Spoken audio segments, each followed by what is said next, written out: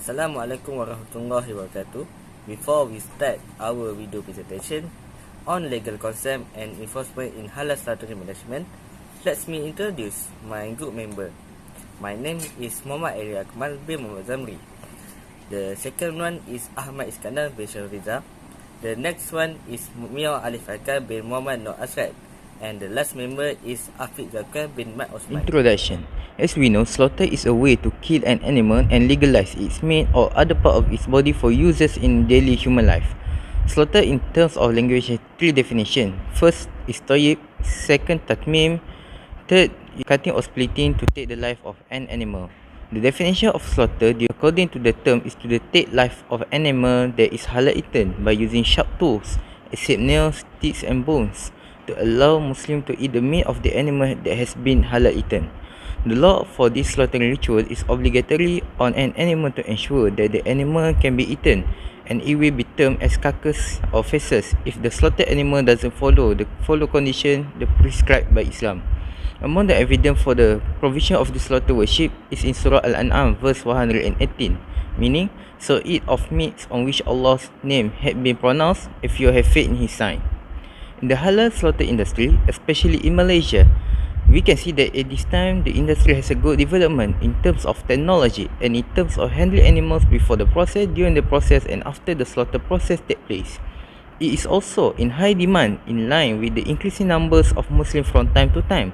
So, obedient Muslims will only choose meat that has undergone a slaughter process based on Islamic laws and standards set by Malaysian government through DVS, JAKIM and other organisations. In the halal slaughterhouse industry, the slaughterhouse must meet all the criteria and regulations set out in the halal law in Malaysia as in the Malaysian Domestic Halal Certification Procedure Amendment 2020. Among the specific requirements that must be had for animal slaughters in the industry is that the slaughterer must have a valid slaughterer's credential card from Ma'in or Jain, ensure that the animal is still alive when the slaughter is done, number of slaughterers must be sufficient so that the slaughter process can be carried out properly to the animal, and the usage of stunning method to handle the animal in the large amounts. On this slide, I will present about our research objectives. The first one is to learn about the historical background of halal regulation and also about the law and regulation pertaining to halal slaughtering management. The second one is to know the competent authorities related to halal slaughtering management in Malaysia. And the last one is to identify legal issues in halal slaughtering management and solution measure for those issues. Discussion number 1. Historical background of halal law and regulation in Malaysia.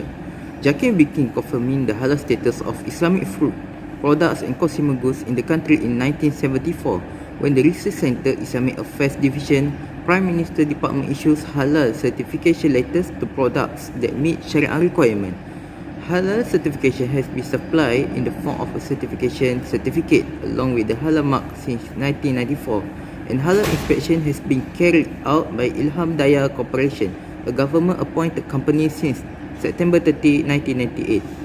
On September 1, 2002, the government decided that JAKIM would fully implement all halal verification methods through the Food and Goods Research Division Applied Islam, which has just 28 jobs. With the rapid development of the country's food businesses and present needs of Muslims, the Malaysian Public Service Department approved a total of 165 posts in various schemes and grades under the new name of the Halal Hub Division on November 17, 2005. Halal Industry Development Corporation took over the handling of halal certification on April 2, 2008. However, on July 8, 2009, the Cabinet agreed that control of Malaysian halal certification in and outside the nation should be returned to JAKIM. The major goal of establishing the Halal Hub Division is to ensure that all items with a halal certificate or that use halal debate are pure and halal according to Syarak. The main goal of this division is to make Malaysia a hub of credible, nationally recognized international halal certification services. Bismillahirrahmanirrahim. Assalamualaikum warahmatullahi wabarakatuh. I am Muhammad Ali Akmal bin Muhammad Zamri. So, on this slide, I will present about the law and regulation pertaining to halal slaughter management. So, the act relating to slaughter is from the Animal Act 1953. So, what we can see in section 51, movement or slaughter of cattle may be prohibited. In this section, talk about the prohibition of slaughtering any animal during a certain period without a license. So, anyone who violates this rule will be fined 500 ringgit Malaysia. In addition, section 86, power to max rule, is also a rule related to halal slaughter, which tell about the special shall be done on import animal or bird based on certain measures. So, if in this rule, the penalty will be imposed of not more than 100 ringgit Malaysia and 20 ringgit Malaysia if it continues for days. So, the next slide I will present about the slaughtering process done based on the Malaysia Protocol for the production of halal meat and poultry. So, the slaughter is performed by Muslim slaughterer who are sane, property and have a perfect understanding of slaughtering. So, the purpose of the slaughter should be intention because of Allah and not intention other than of Allah. So, third, the process of slaughtering animal must be halal, such as deer, cow and other that halal. Fourth, the animal must be in Hayat al-Mustakirah, meaning about to be slaughtered. In addition, the animal must be certified by exporting country competent authority. So, the slaughter should sharpen and clean the knife before slaughtering. Tasmiyah is also a process that need to be done during slaughter. When slaughtering, the slaughter do not perform sawing on the slaughter animal. In slaughter, we must make an incision on the neck in the throat area. When slaughtering, slaughter should cut the halqum, esophagus and wadagain so as to speed up bleeding of the animal. Bismillahirrahmanirrahim. Assalamualaikum warahmatullahi wabarakatuh. My name is Hafiz Zakami Osman. So now I will going to the next point of our presentation, which is competent authorities related to halal slaughtering management. The first competent authority related to slaughter management is the Department of Islamic Development Malaysia. The Department of Islamic Development Malaysia was established with the consent of the Conference of Rulers in 1968. The function of the Department of Islamic Development Malaysia in general is responsible for several matters relating to Muslim, such as being a planner who determine the development and progress of Islamic affairs in the country. Malaysia Islamic Development Department also function to maintain the purity of our religion, namely Islam, and also to maintain the Islamic faith. Besides that, Malaysia Islamic Development Department responsible to implement program and any event that can develop the ummah. The Department of Islamic Development Malaysia is one of the authority that has the legal authority in managing the halal field, such as the field of the slaughter. The Department of Islamic Development Malaysia will conduct update operation of the slaughter in-house and also provide a guidance to slaughterhouse. The second competent authority related to slaughter management is the Department of Veterinary Service. The Department of Veterinary Service is one of the authorities responsible for animal welfare, disease control and the livestock industry in the country. Besides that, the Department of Veterinary Service is a department under the Ministry of Agriculture and Agro-based Industry. The Department of Veterinary Service is responsible for halal certification with respect to meat import from foreign countries.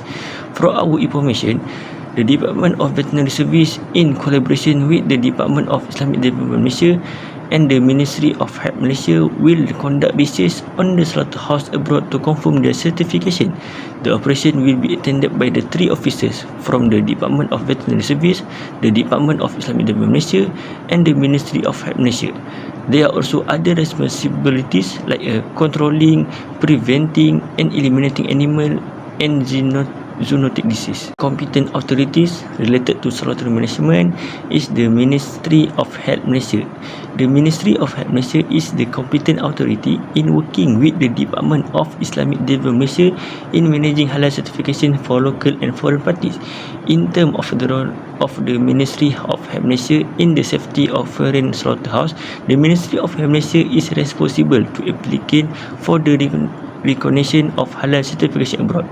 Besides that, the Ministry of of Health Malaysia also providing standard operating procedure (SOP) to slaughter activities if there is a virus or a dangerous disease such as COVID-19.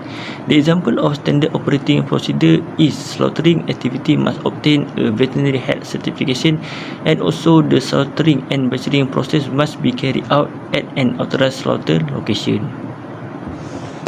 The last competent authority related to halal slaughter management is the Royal Malaysia Customs Department.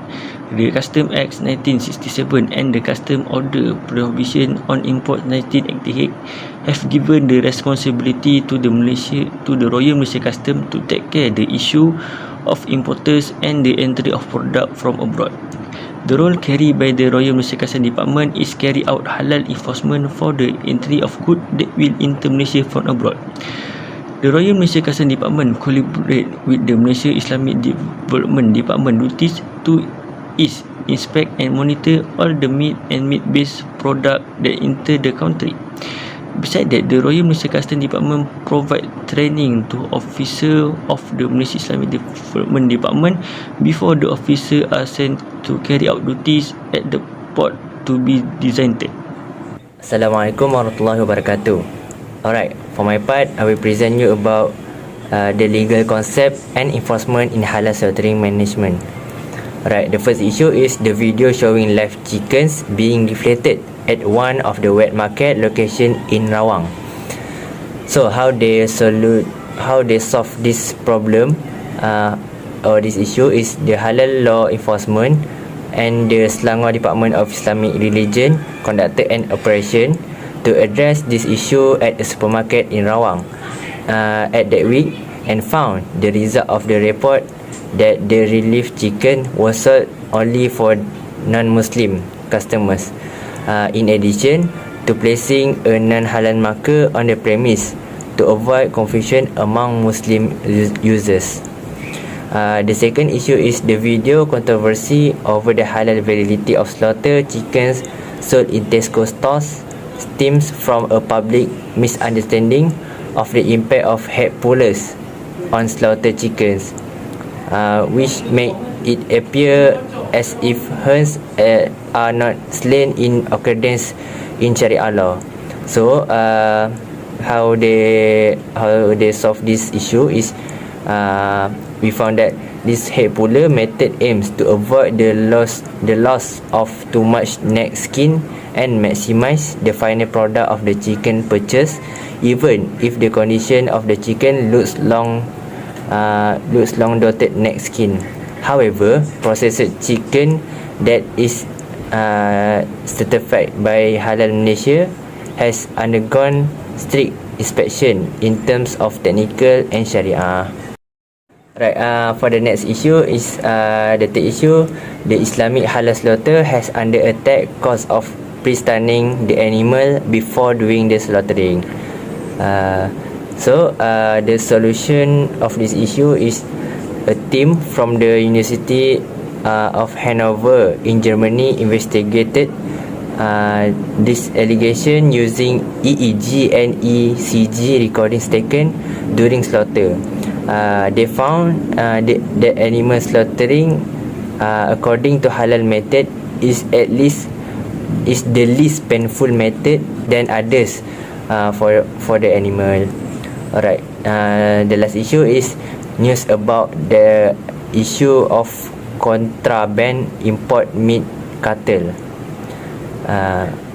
So the solution is the citizen has applied to disclose the citizen applied to disclose the brand labels used by the cartel's meat producers to stop the purchase of this product from customers to buy it.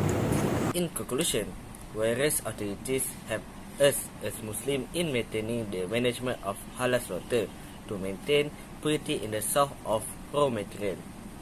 In addition, the law of slaughter is not a useless thing in daily life, because with this existence of these laws, it can prevent us the occurrence of damage to our food resource. Nowadays, Muslims have worked a various way to resolve issues related to management of halal slaughter so that we can live in a safe food environment. Finally, as Muslim consumer, we need to have a high awareness in the management of halal slaughter. Okay, that's all from our group. Thank you for watching our video presentation. Assalamualaikum warahmatullahi wabarakatuh.